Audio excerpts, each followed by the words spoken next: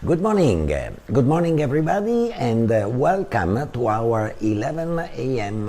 appointment of Propenomy Bites. Dr. Daniele Gambero here from Kuala Lumpur, Malaysia. Today we talk about what? We talk about a few news in the papers. Today is Friday, TGIF, happy Friday everybody. Today the Edge Financial Daily has incorporated the edgeprop.my, having a big page on the FundMyHOME and the scheme DepositKu joined together to ease the B40 wish and desire and aspiration to purchase a house. When first the FundMyHOME was launched in November last year, I was a bit skeptical, being very honest, because there was this 20% deposit to be paid. Now that the FundMyHOME scheme has been coupled, FundMyHOME scheme works with a group of investors practically financing 80% of the property, and the owner anticipate the 20% deposit and later on decide if to apply for a loan and buy back the property from the investors or just let it go. Didn't really generate a big hoo-ha at that time because of the 20% deposit. We are addressing the B40 need, which in many cases is almost the double of what a B40 household is earning in 1 year.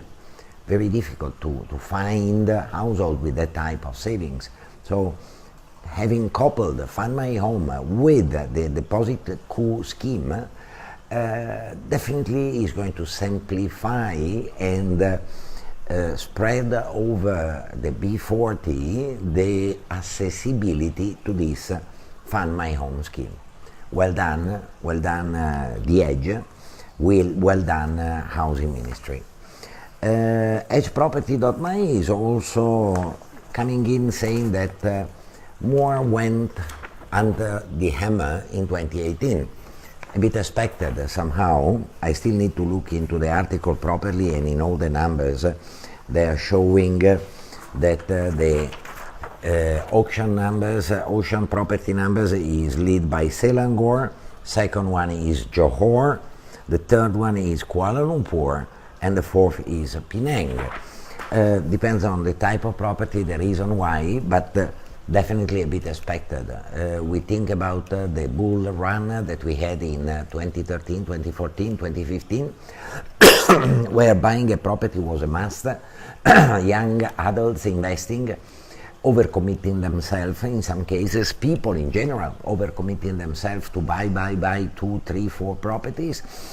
At the end of the day, have been finding themselves incapable to rent and consequently incapable to sustain that the huge monthly repayment for all the properties expected. Besides this, I have been seeing that our non-performing loan percentage out of the total has not been drastically rising. We are still in the range of 1.5 to 1.7%, which is the same percentage that we had 4 or 5 years ago. I'm not too much concerned about it. So let me go through the article and few numbers, then I come back on this auction property with you on Monday. Third topic, we are talking about the real crazy Asian. Real crazy rich Asian. I'm not really that much interested in the real crazy rich. I'm more interested in this picture. What attracted my attention was the picture. The picture is representing the Istana Woodneuk. Is a previously used a palace, a sultan palace, built by one of the ancestors of the current Sultan of Johor in Singapore. Don't forget that Singapore and Johor were one thing back many years ago. So, and the Sultan of Johor still owns a lot of land in Singapore. Why the picture attracted myself? this is what? This is a heritage, is an historic building.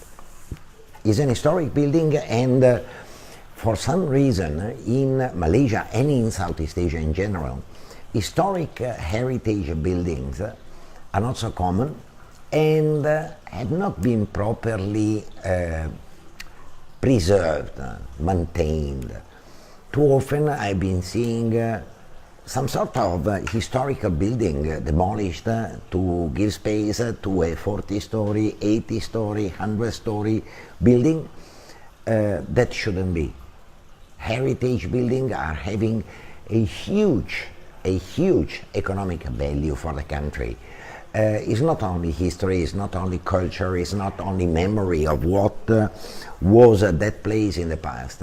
I'm talking more into a restructuration of heritage buildings. Remember, I'm from Italy, and in Italy we have been doing plenty of restructuration of heritage buildings, and all these have been bringing in a huge amount of tourism, huge amount of revenues. You want a local example?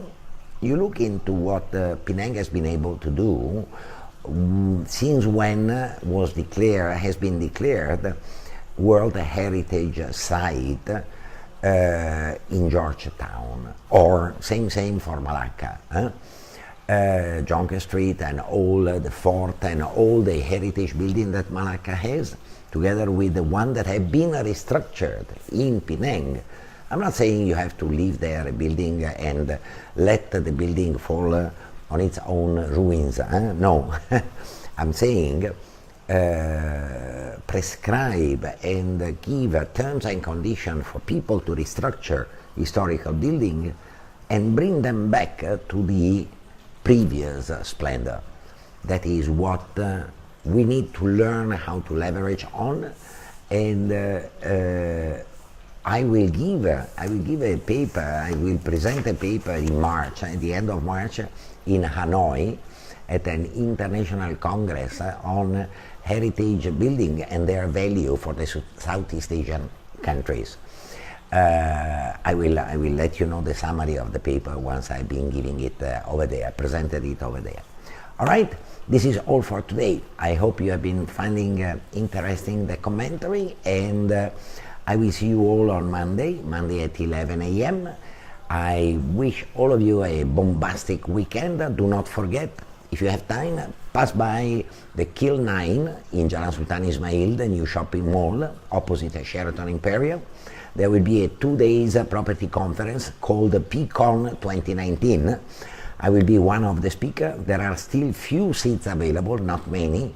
It's almost a full house of about 400 plus 500 people. And it's going to be an info pack event. All right? I see some of you on Saturday and Sunday, and all of the others on Monday. Have a great weekend, and ciao from Daniele Gambero.